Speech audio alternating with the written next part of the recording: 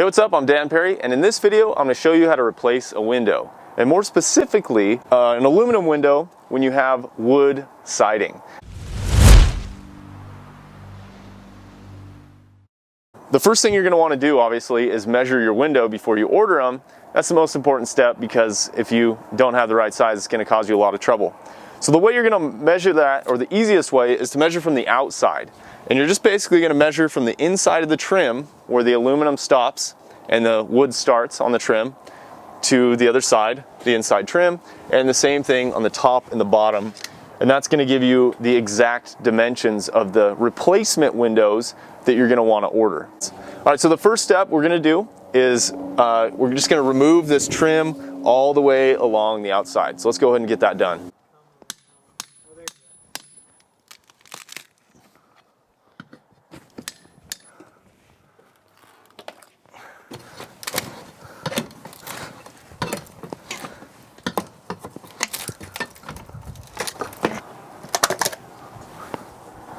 And then once you've removed the trim, you can go ahead and take a knife or something like that, and just basically take off this old caulking.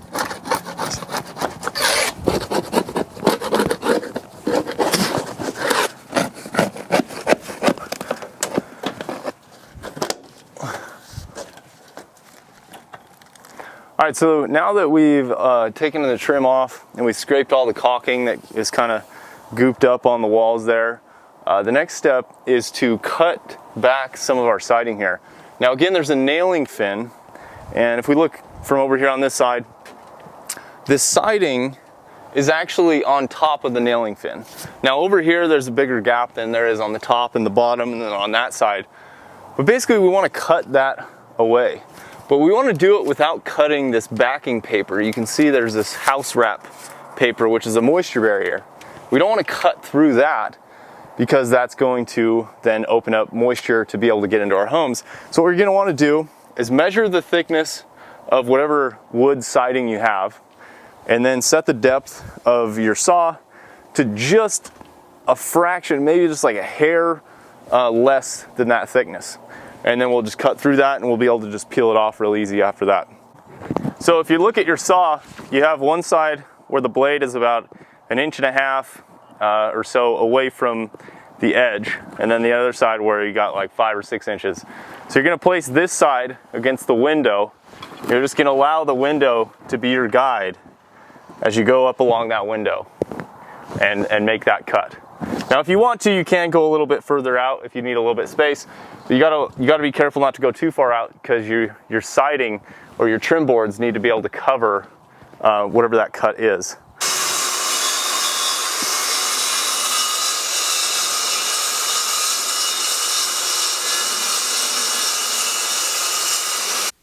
And then you could go ahead and remove the siding that you just cut, being careful not to tear the house wrap again. That needs to stay intact. And it might be a little bit tough in the corners to remove, but just keep peeling it away, and you can even use your hammer to pry it out, depending on how far you cut through the material. All right, so once we've removed the excess siding, now we can get access to the nailing fin if we pull back our moisture barrier like this. And you can see it's still intact, still in good shape, and it's still going to be able to protect our window from moisture getting inside of our home. As you can see, it's just nailed in. The window's just nailed in a few times along that nailing fin all the way around. So what I like to do is just grab some tape. Doesn't really matter what kind. I just got some masking tape here. And just kind of tape it to get it out of our way. And that'll just help, especially when we're going to put the new window in, because we want this to sit on top of our new window nailing fin, because the new window we have also has a nailing fin. All right, so now we can go ahead and pull the nails off the window and remove the old window. So what I do a lot of times, if you can't get behind the nail, is just put your pry bar, wedge it underneath the nailing fin, pull the window out a little bit like that, and then you can pull the nail out. Pop it out just like that. And once you've removed all the nails, you should be able to pull the window right out.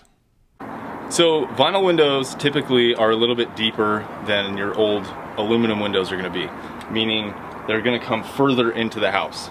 Basically this nailing fin is set further back from the front edge of the window, the interior edge of the window. Which means you're gonna have to cut back some of the drywall and the wood little sill plate back just a little bit so you can get the window in there. So what you're gonna wanna do is come up to your window and measure the depth of that nailing fin from the interior edge of the window. Okay, so as you can see, in the interior of the home, you have this drywall right here, and we need to cut that back because again, the window is gonna come further into the home, so we're gonna wanna cut it back into there. So typically what I'll do is take our measurement we just got from there, which is a little under 1 7/8. I just use this so I don't even have to keep measuring it. And then I'll just go along and I'll place this on the outside where the nailing fin's gonna sit, and just make a mark right here on the inside. As far as that is in, I mean, you could use a measuring tape and just measure in from the outside of the surface here into here. Then we're gonna measure all the way around.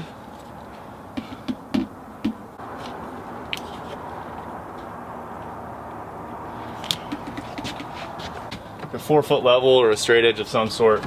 Line it up on our marks that we just made. Just trace that along the window so we have a mark to follow when we're making our cuts. You want to make it as accurate as possible, but you can always use caulking to cover any mistakes. You're just going to need a lot more of it if you do make a mistake.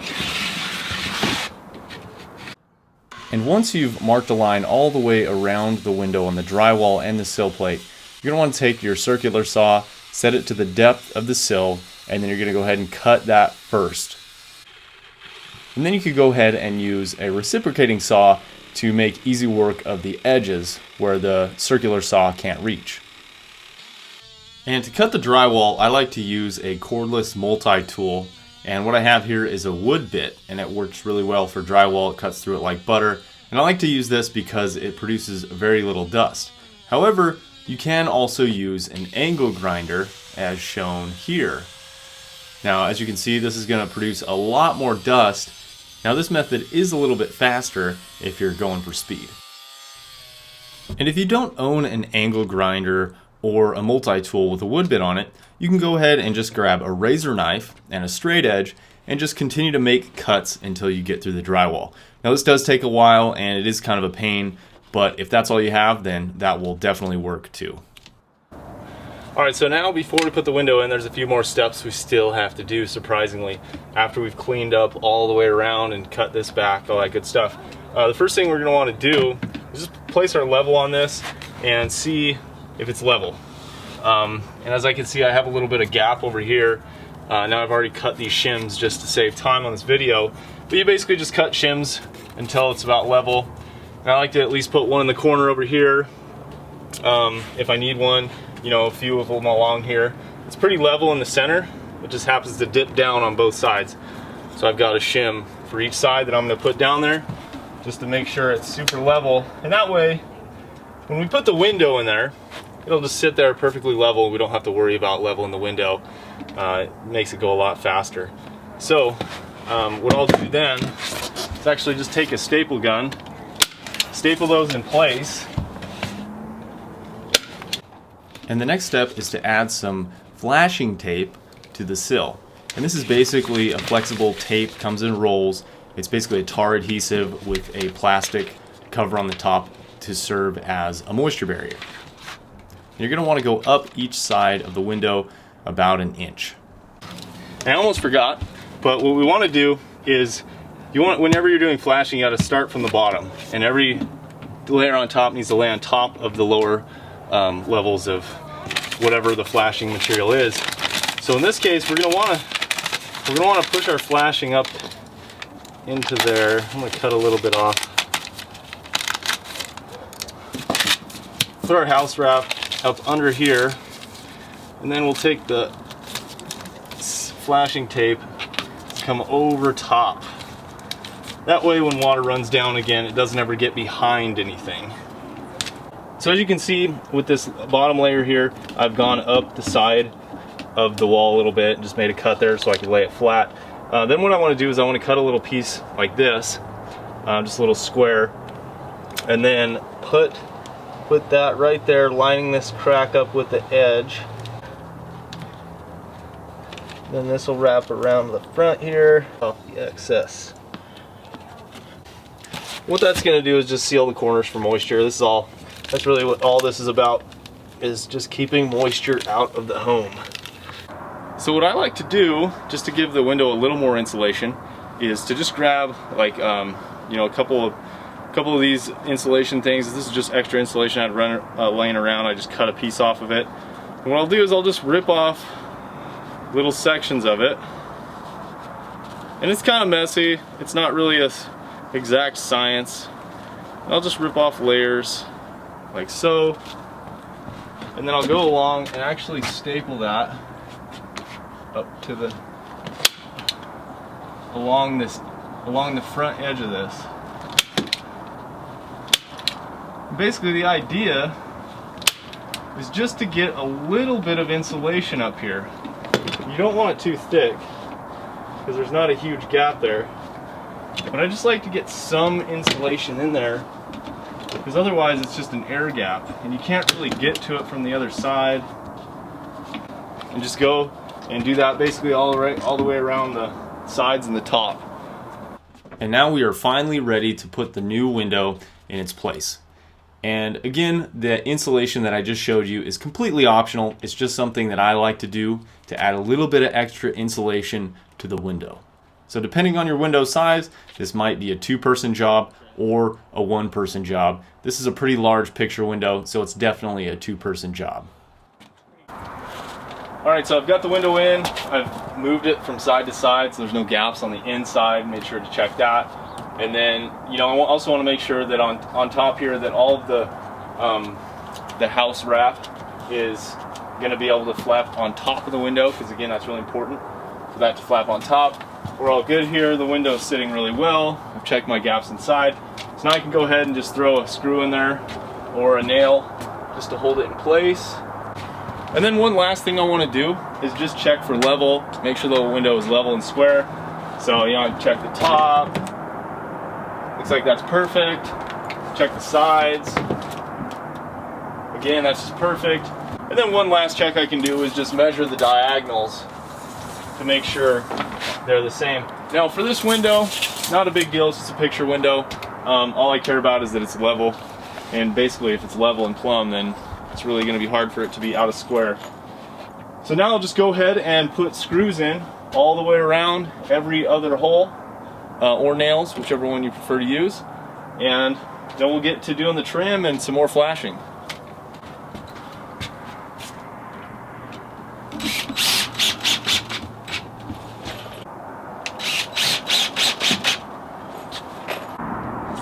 Alright, so now that we have the window in, it's more flashing time. Again, controlling water. So, again, just to reiterate what we have going on here, we have this flashing underneath the window, so the window overlaps that because it's below that layer. And then now we want to do these sides, and then we're going to do the top after we do the sides. So I've cut a strip of this Protecto wrap here, and I'm going to overlap it on this window fin and cover it all the way to the edge. And then I'm also going to overlap it onto this the house wrap, so I can seal the gap between the house wrap and the window, and just give it another moisture barrier again. So pretty simple and straightforward. No. Okay, so now we got to do the flashing on the top of the window. We've got the Protecto wrap all the way up the sides, on both sides. So now I'm just going to go ahead and measure this. It's going to overlap a little bit, just like the old stuff did, but not too far because I want to be able to get it in there. And I'll just mark it and start to cut it. And I just cut it with some tin snips.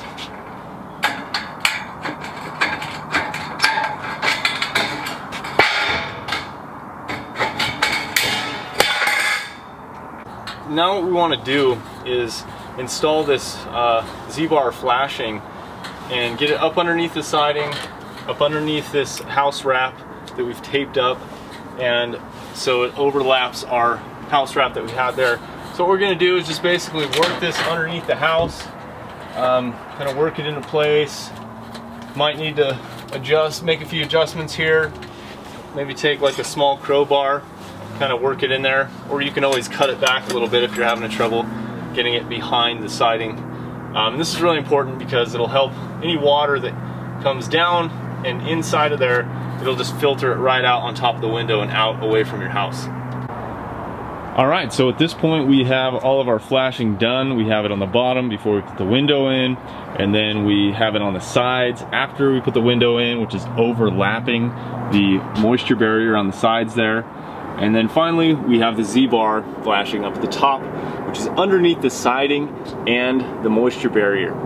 This is all really important, and this is just loose in there, and basically once we put on the trim, it'll keep that in there just fine. So you don't really need to nail that in or anything like that. The next step is to install the trim on the exterior of the window. Now you can either use the old trim that you took off the other window if it's in good shape, or you can get new trim like I'm doing here. And what I'm using is just a 3.5 inch primed trim board that's actually intended for this exact purpose.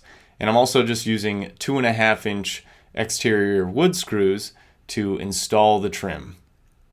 Now if you're doing a lot of windows, you'd probably want to get a nail gun out, as the trim will go a lot faster when you do. But in this case, it's just one window, so I'm just going to go ahead and use a screwdriver and 2.5 inch screws. And once you've installed the trim, it's now time to start caulking the interior and the exterior of the window. So the caulking that I like and that I'm using in this video that I recommend is the Dynaflex 230 Indoor-Outdoor Sealant. It comes in a variety of colors, it adheres really well to whatever surface you're applying it to, and it stays elastic for a long time, so it's going to last quite a while on your window. And you're going to want to apply this pretty liberally, especially on the outside of the house, because you really don't want any water getting in behind the trim. And even though you have all that flashing in there, it's really a good idea to seal this up well just to keep water out. So you're going to want to apply caulking where the trim meets the siding and where the trim meets the window. So pretty much every single gap that's been created when you put that trim on, you want to go ahead and apply this sealant to all of those edges. And then on the inside, you're going to want to apply the caulking where the window meets the drywall, so you can get a nice clean finish, and you can go back and paint over this to get a professional look. And here's what it looks like on the inside of the house when it's all finished and it's ready to be painted. And then on the outside of the house, you can see there's caulking on the top, on the sides, where it meets the window, where the trim meets the siding. And there's only one place where you're actually not going to want to put caulking, and it's a small little gap here on the bottom corner of the window, and that's just to allow any moisture that does get in behind the window to drain out easily.